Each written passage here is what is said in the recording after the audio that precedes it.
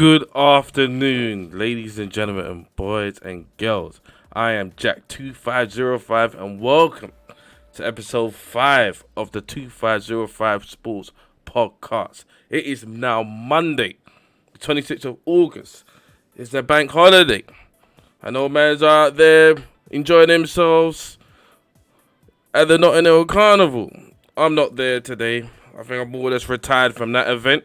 But I hope whoever's there, if you went there, you had a good time and come home safely.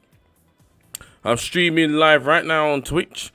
You can come and visit me if you join the channel, which is www.twitch.tv/Jack2505_. This is where I do live talks in the world of football and boxing. I also play Fifa19 live with viewers, as well as Gears of War 4 Horde. And in just a couple weeks' time, Gears of War 5, Horde, and Escape as well. You can also search me on Twitter, follow me on Twitter, where if you search for @Jack2505_, and this will be uploaded to my YouTube channel, which is Jack2505. Please like, share, and subscribe. Share your comments below. There's also a link to my Discord channel in the description, and Discord is a great, cool channel that allows you to keep in touch with me and the rest of the community concerning 2505 Sports and 2505 Gaming. Now, Premier League Matchday 3.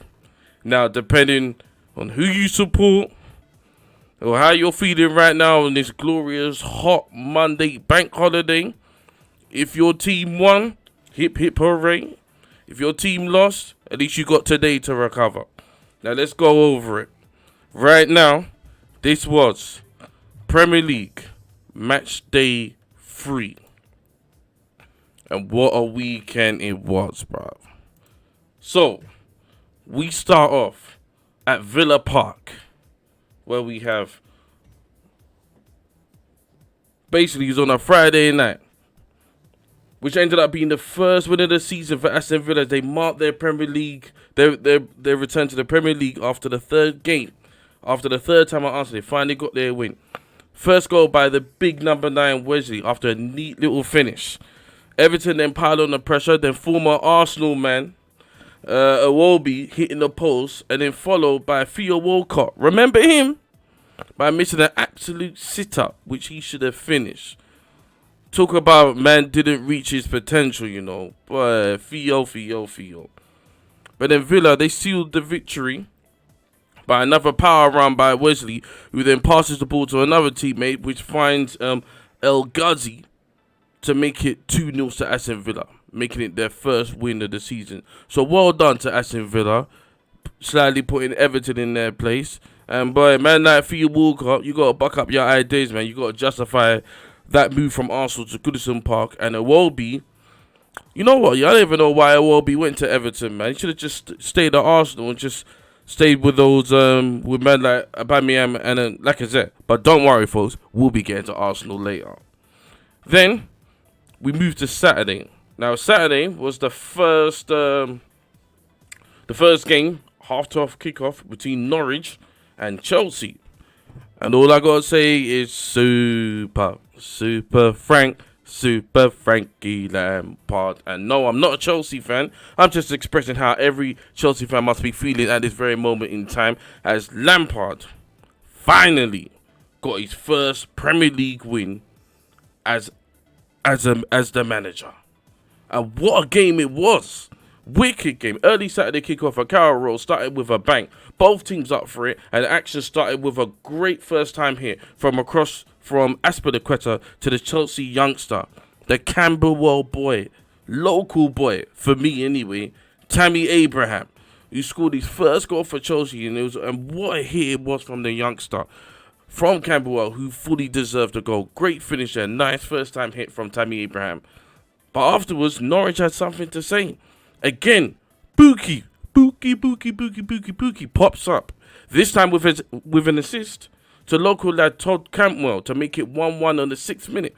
Great response from Norwich. Great finish from Cantwell and Pookie providing the assist. Game on. Then Chelsea responded with a great run and finishing technique from Mason Mount Another goal from the youngster after his goal against Leicester in the previous week. 2-1 to Chelsea. So Mount, just like Abraham, looking quite promising, you know. So let's see if any of them will get any England caps between now and the Euros. But then Norwich, they didn't respond again with a 2-2 equaliser. And then from you-know-who, Pookie once again scores for Norwich. The championship player of the season. You know Pookie's got to be a fan favourite at Carrow Road at the moment. And if any of you listening to this are doing fancy football, you better throw him in. But I'm guessing half the country's probably done that by now. So that's probably a little late tip from Jack. But I'll say just dash him in anyway. He's probably proper cheap. So later in the second half, Tammy Abraham strikes once again with another superb finish, taking on two Norwich defenders to make it 3-2 to Chelsea. It was an absolutely fantastic game. Nice way to start off the weekend. And Lampard, he's going to be very happy to get the monkey off his back. First win for Chelsea as manager, and the young players can now grow in confidence. Don't get it twisted. I still think Chelsea will struggle, but you know, they needed that win, and the youngsters, they're looking like they're stepping up and they're rising to the responsibility.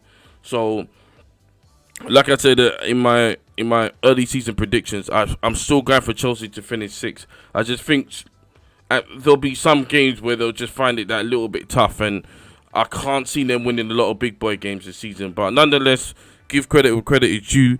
Norwich 2, Chelsea 3, first win for Lampard.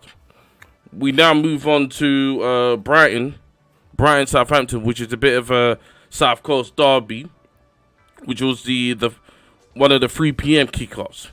Now the Saints, they'll feel like, you know, they could come into this game with a bit of confidence because of their performance against Liverpool last weekend, even though they lost, and Brighton full of confidence after being unbeaten after 2 games.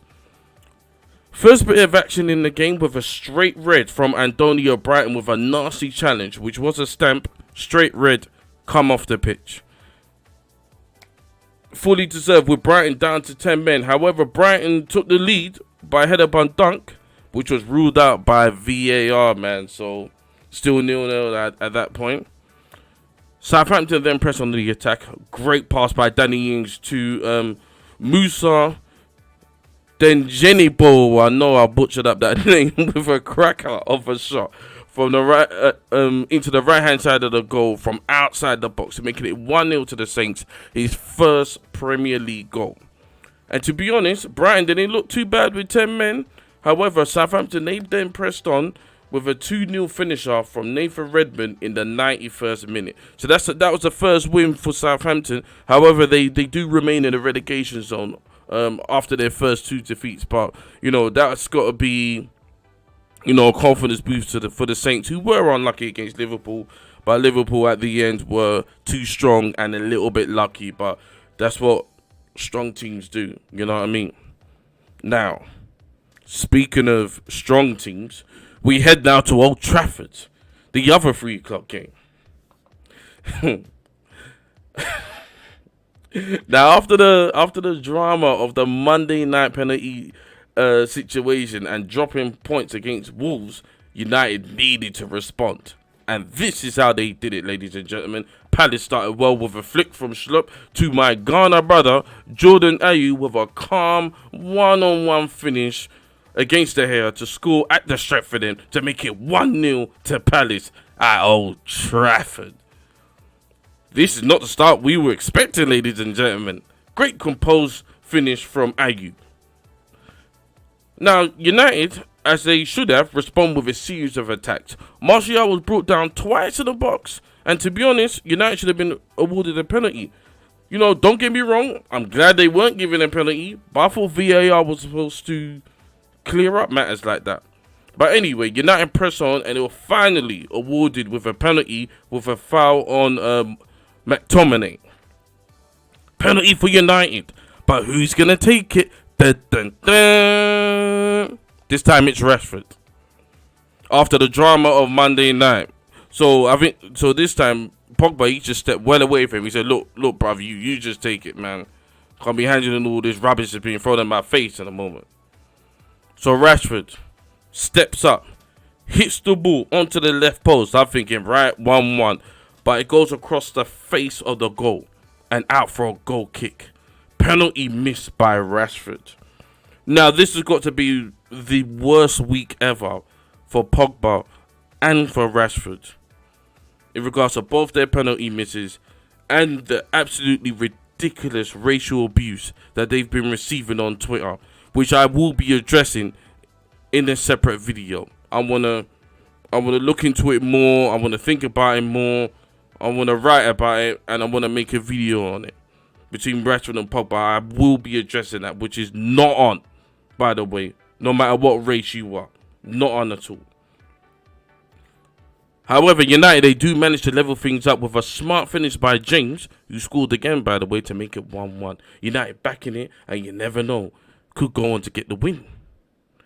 Pogba does a Cruyff-type turn, only to then lose the ball, which then allows Palace to then go on a break with a run from Zaha, which then falls to Patrick Van Aanholt, who managed to get a 93rd minute winner at Old Trafford, giving Palace their first win in the season and their first win at Old Trafford since like 1989 or something. Oh dear, oh dear, oh dear. This is all United need at the moment, with a home defeat and a draw away, with that penalty drama fiasco that's been going on all week. They needed to respond and they failed to do that. Poor Pogba, man. That's all they needed after Monday night. You know everyone's going to blame him. And this time it wasn't even him that missed the penalty. But congratulations to Palace. Congratulations to Roy for getting his first win at Old Trafford. Even though man's been managing since like 1973 or something. And poor Man United, bro. Because now their next game is Southampton away, which is a must-win game for the so-called biggest club in the world. Don't you guys feel like it's like last season hasn't ended? It just feels like it's a big long season just continuing. It's just the same old. United needs to buck up your ideas quick, because boy, you need to win against Southampton, and then I think they got Leicester at home after that. You need to get at least 4 points out of a possible 6. Otherwise, Liverpool and City and the rest, they're just going to keep winning and then create that gap. And you imagine just going to be Banter FC all over again. Next game, Sheffield United and Leicester. Sheffield United at home to Leicester City. Leicester striking first back with a naughty pass by my favourite guy at Leicester, James Maddison.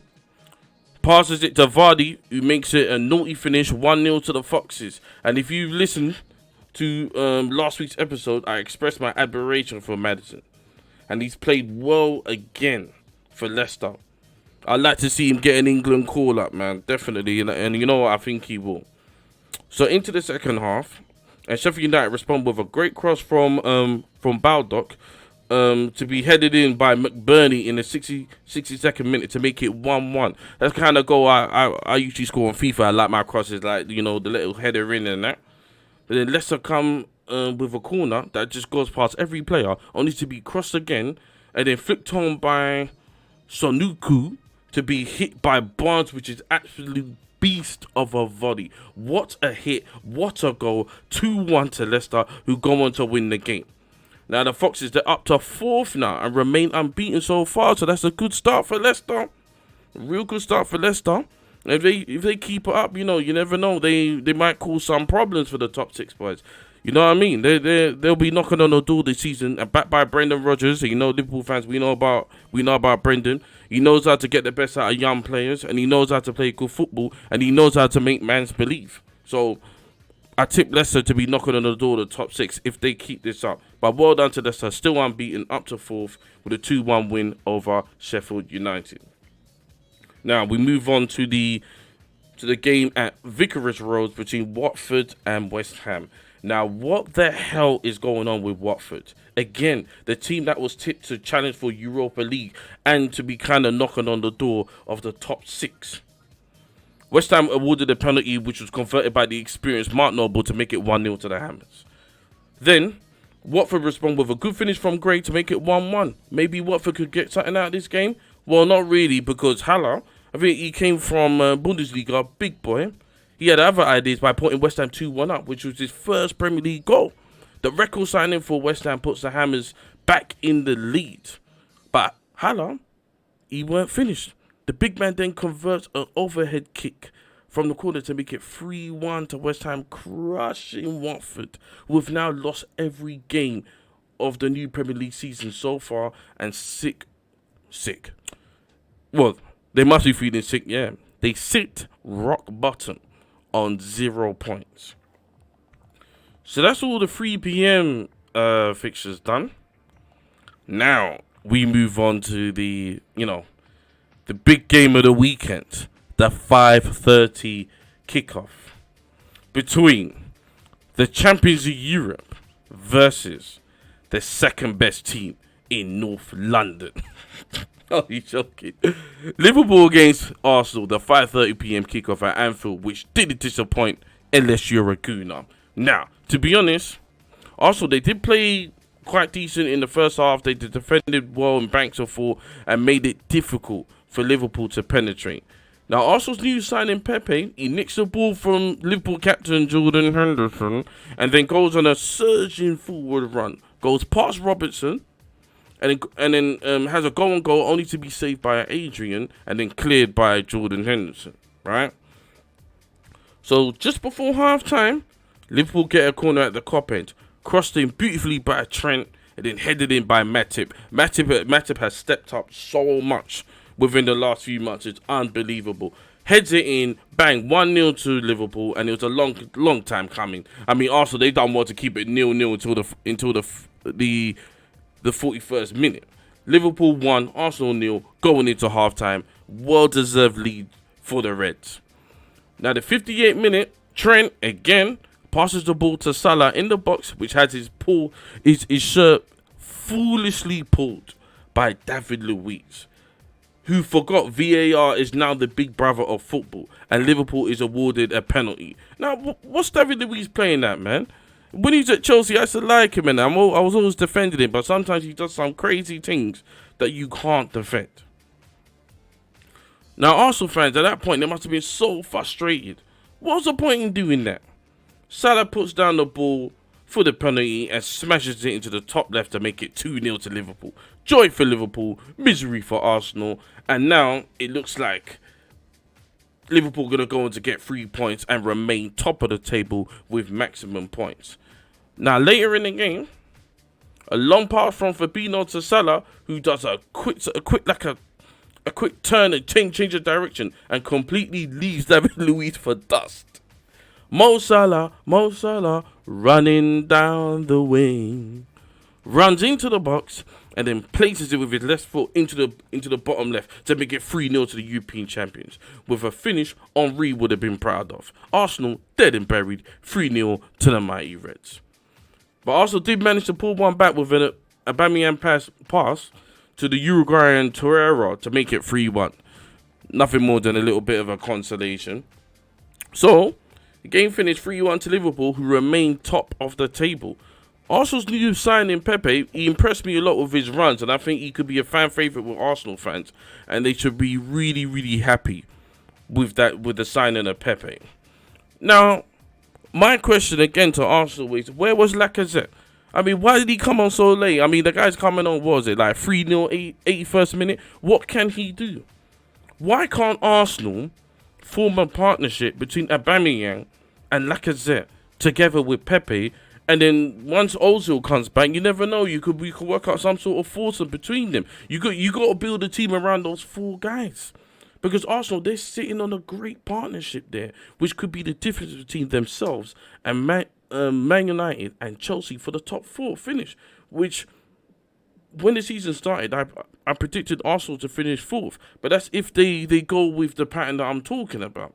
But Liverpool, boy, back to business with the win and retain maximum points. So they're currently at the top of the table with 9 points. Get in. We now move on to the Sunday games, and in which we start off with the Bournemouth Man City game, and what can I say about this game? Standard City away win, business as usual. 2 Aguero goals, followed by a goal from the brilliant Raheem Sterling. and an awesome free kick from the Liverpool lone player, Harry Wilson, which was the only highlight of the game for me. Wilson did his part, to be honest. Manchester City, they're just too good for like 99% of the Premier League, and this will just simply continue till May.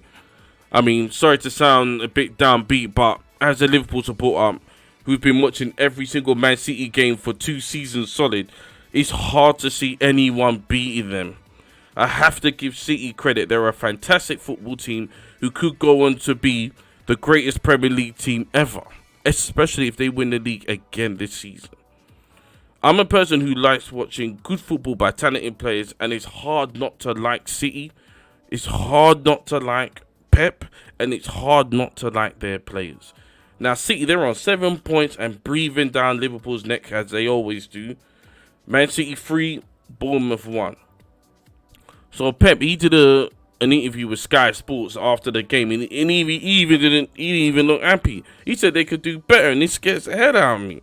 I know Pep is pushing these guys every week, motivating and testing them. Pep, he's a great manager, and people who say he's overrated, please think about what you're saying. City's next game is Brighton at home, and you might as well just say that's another 3 points to the best team in Manchester and England. Bournemouth 1, Man City 3. We now move to Super Sunday. Super duper Sunday between Spurs and Newcastle. Now, when I looked at this fixture, I was like, bruv, Newcastle ain't gonna get shit. Steve Bruce is still gonna be waiting for that first win. Well.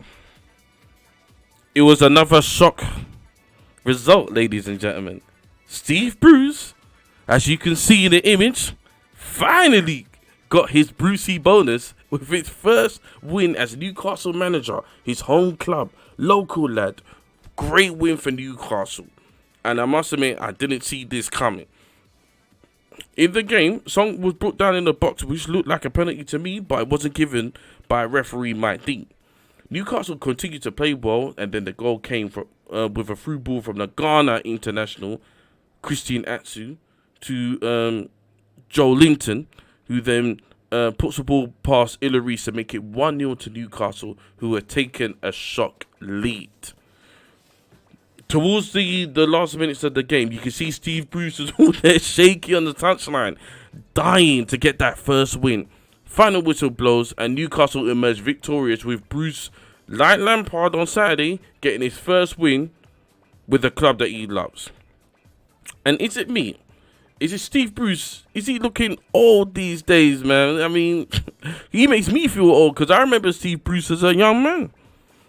I mean, in his post-match interview, Steve Bruce, he looked a relieved man, but at the same time, a little bit bitter towards the critics and some Newcastle fans who were still in love with Rafa Benitez. I mean, you know, that's got to be understandable, you know what I mean? Rafael. Anyway. The other game, the other half-full kickoff, which was not televised, was between Wolves and Burnley. Now, Wolves, they'll be buzzing from their Monday night draw with the mighty Man United, going into this fixture with a tough Burnley. So Burnley, boy, they took the lead with a brilliant volley strike from Ashley Barnes after 13 minutes, which was a cracking shot. What a hit from Barnes. Burnley, they then lead the game until the 90th minute, and they look like they're going on to get all 3 points until Wolves get a penalty, which is converted by Raul Jimenez. Cruel day for Burnley, and the game finished 1-1. So, boy, Burnley, they'll be pissed over that, man. But, you know, Wolves, as United found now, not an easy game to go to. And the points are shared. My next few videos, first of all, is going to be covering the situation between Paul Pogba and Marcus Rashford in regards to the levels of racial abuse they've been receiving on Twitter. I want to have a really good think about what's going on at the moment and write about it and produce a video on it and share it out to you guys, you know, so I can share my thoughts in it, and also you guys can share your thoughts with me just in regards to this, because I just think this is absolutely ridiculous and it's getting out of hand. But I will save and reserve my thoughts for this in my Marcus Rashford and Pogba video. I'm also going to be working on a video on the current Liverpool captain, Jordan Henderson. As you know, if you've been listening to my episodes, my podcast, you probably clocked on to the fact that I'm not his biggest fan. And I just want to have another look into Jordan Henderson and just try and, figure out, why is this man Liverpool captain? That's what I'm looking to dig and find out and explore with the rest of you. So, this is the end of the review of Matchday 3, the Premier League, and I have to say, I very much enjoyed the weekend. Apart from all the controversy, almost all the results went Liverpool's way, apart from the City win. But I'm very happy with what Liverpool have done, and then we're gonna go on to Burnley away, which I think is gonna be a much harder game. But I thank you very, very much for listening. As always, I am Jack2505_. I'm on Twitter with @Jack2505_, and also on this YouTube channel, which is Jack_2505. Please like, share, and subscribe. Share your comments below. Join the Discord. I'm going to be uploading a video probably in the next couple of days in regards to the Pogba Rashford situation, as well as Jordan Henderson. And then I'll be back this weekend to cover Matchday 4 and produce a couple more episodes this weekend, as well as playing some Horde on Twitch, live on Twitch. Make sure you follow me on Twitch, twitch.tv/Jack2505_. You guys have been brilliant. It's hot. I'm going to go and enjoy the rest of my bank holiday. This is Jack2505 signing off.